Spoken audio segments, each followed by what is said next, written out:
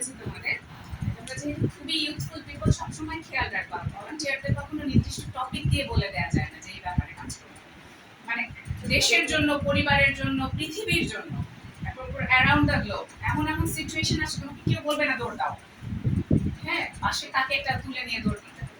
তো আমাদের ওই কাজটা নিজেকে বুঝে করতে হবে, মন যেটা বলবে যে এটা ভালো কাজ সেটাই ভালো কাজ। তো বাচ্চাদের সাথে আমরাই বেশি থাকতে চাই, আমরা বুড়া হতে চাই না। তোমাদের কাছ থেকে তোমরা বেশি জানো, আমরা শিখবো। এখন আছে আমাদের, আজকে আমার যে নির্ধারিত টপিক আছে এই সেশনে, সেটা হচ্ছে দুর্যোগ ব্যবস্থাপনায় ভলান্টিয়ারের ভূমিকা। এই যে একটু আগে বললাম দৌড় দাও, খুব রিসেন্টলি জাপানে 2 দিন আগে, তাই না, 7.1 রিক্টার স্কেলে, এই যে আমাদের বাচ্চারা 7 মাত্রার একটা ভূমিকম্প 7.1 থেকে যখন এটা আরেকটু বাড়ে, তখন আসলে সেটা 20 গুণ অ্যামপ্লিটিউড বেশি থাকে, কিন্তু আমরা 0.1 করে বলি।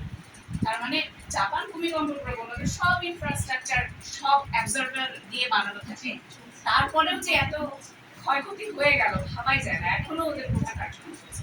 এবং আমি রিকোয়েস্ট করবো যে এই ধরনের আমাদের আলহামদুলিল্লাহ আমরা তারপরেও কিন্তু আমরা এখন টেকটনিক জোনগুলোর মধ্যে পড়ে গেছি, তাই না, ইউরেশিয়া প্লেট আমরা শুনেছি, আমরা কিন্তু খুব হাইলি এনার্জেটিক একটা ফল্টের মধ্যে দাঁড়াইছি, ঢাকা সহ আমাদের পুরো বাংলাদেশই ওই ফল্টের মধ্যে পড়ে গেছে।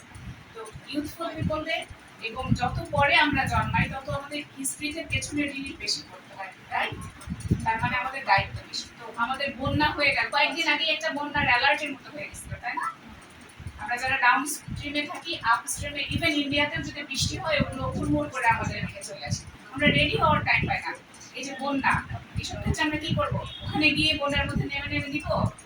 সবসময় এভাবেই করতে হয় তাও না, ইউনিফাইড হবে, ওখানে ওদের ওই ভলান্টিয়ার, তোমার ওই ভলান্টিয়ারদের সাথে যোগাযোগ করবে এবং তোমার যতটা ইফেক্টিভলি ওদের কাছে ত্রাণ পৌঁছে দেওয়া যায়, খবরাখবর, ফান্ড কালেকশন, অনেক কিছু করা যায়।